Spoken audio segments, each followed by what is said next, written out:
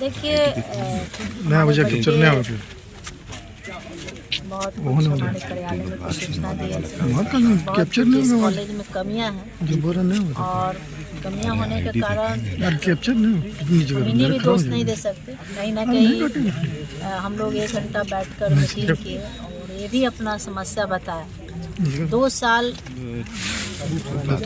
कहा जाए तो 5 साल सरकार द्वारा कहीं भी कोई सुविधा इस कॉलेज के नाम पे नहीं आई और ना ही हो सकता है कि क्या सुविधाएं आई हैं और नहीं आई, वो तो अलग विषय है। और यूनिवर्सिटी से भी जो सुविधा मिलनी चाहिए इस कॉलेज में, जबकि मूलभूत सुविधा जो होती है, ना सफाई है, ना यहाँ कोई गार्ड है और आप बाथरूम का जो हालत जाकर देखिए कि बच्चे हमारे कैसे, जबकि यहाँ पीने का पानी तक नहीं है।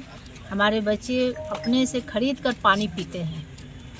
तो सोचिए कि बल्कि और उल्टा 5 साल लगातार प्रयास किया गया कि कॉलेज को कैसे इसको बंद किया जाए।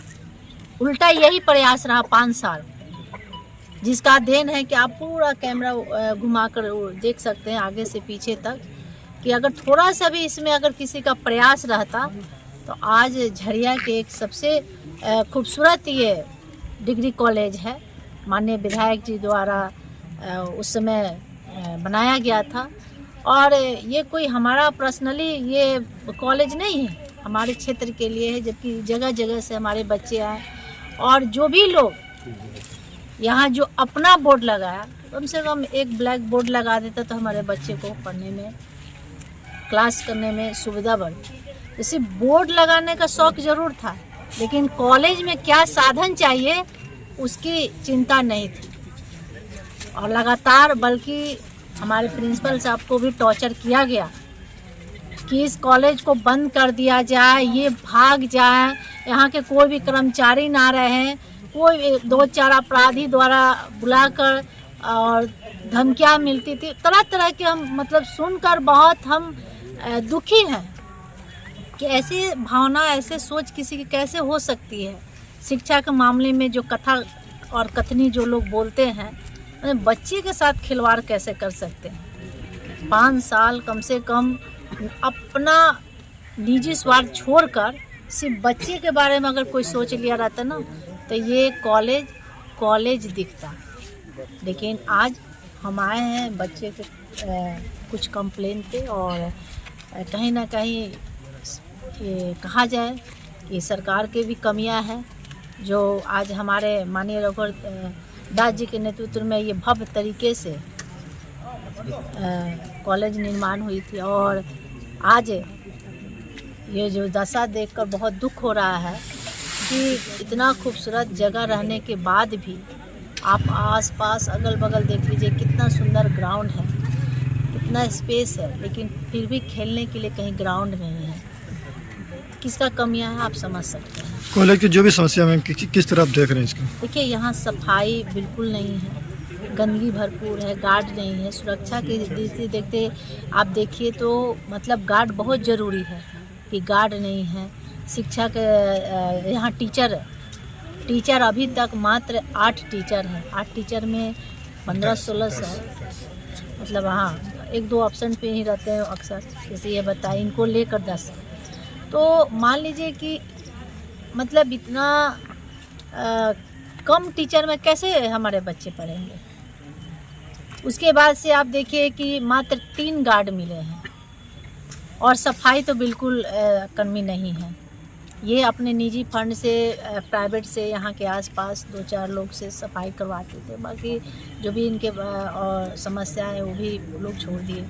नगर निगम से कोई सहयोग नहीं है, जिसका आप उदाहरण देख सकते हैं किस तरह से आसपास जंगल के यहाँ सांप निकला हुआ है। अगर किसी बच्चे को काट लेता या कोई भी अनहोनी हो जाता तो इसका जिम्मेवार कौन होता? कहीं ना कहीं जिम्मेवार तो यही होते।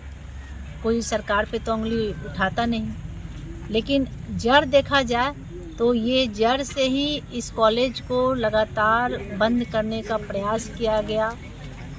लगातार इसमें कोई भी साधन ना हो, उसको लेकर ऊपर से लेकर नीचे तक प्रयास एक ही रहा। इस कॉलेज में कोई बच्चे नामांकन ना कराए और ना ही कोई बच्चे यहाँ आए, और ना ही इस कॉलेज को आगे बढ़ाना है या कोई भी बेहतर सुविधा इस कॉलेज में देना है। या बच्चे हमारे आज देखिए 1500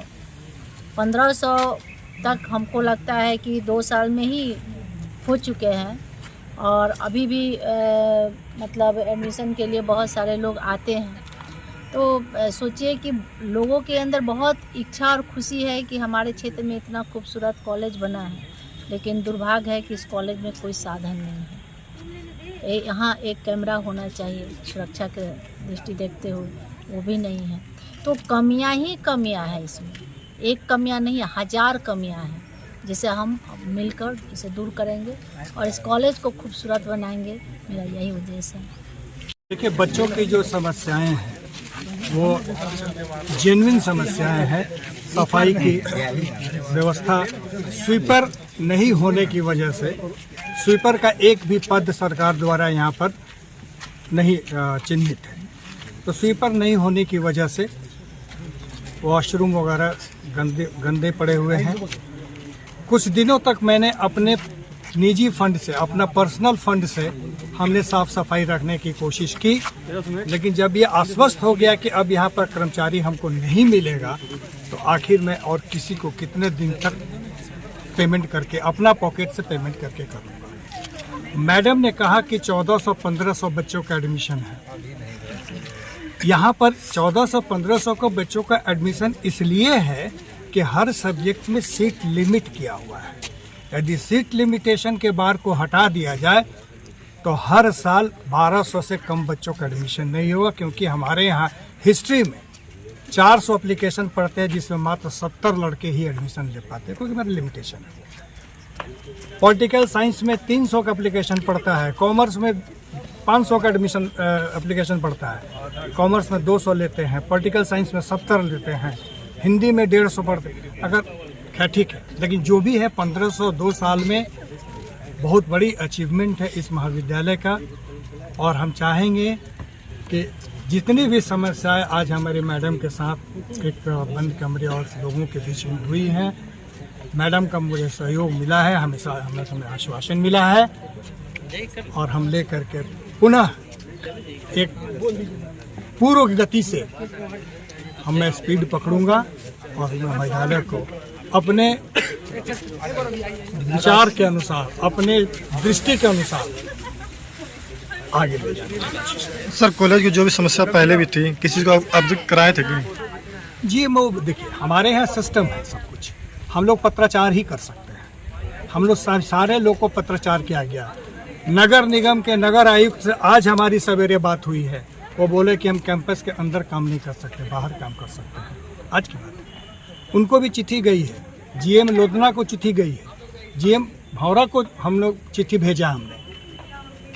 ठीक है, हम उन पर प्रेशर नहीं बना सकते हैं, हम उनको रिक्वेस्ट कर सकते हैं, लेकिन माने तो ठीक, लेकिन उन्होंने शायद उतना तवज्जो नहीं दिया, और स्थितियाँ आपके सामने हैं। आज जो विधायक रागिनी सिंह आए, क्या उनके साथ क्या बात हुई है? हम उम्मीद करते हैं कि मैडम का सहयोग मिले और कॉलेज निरंतर आगे बढ़े।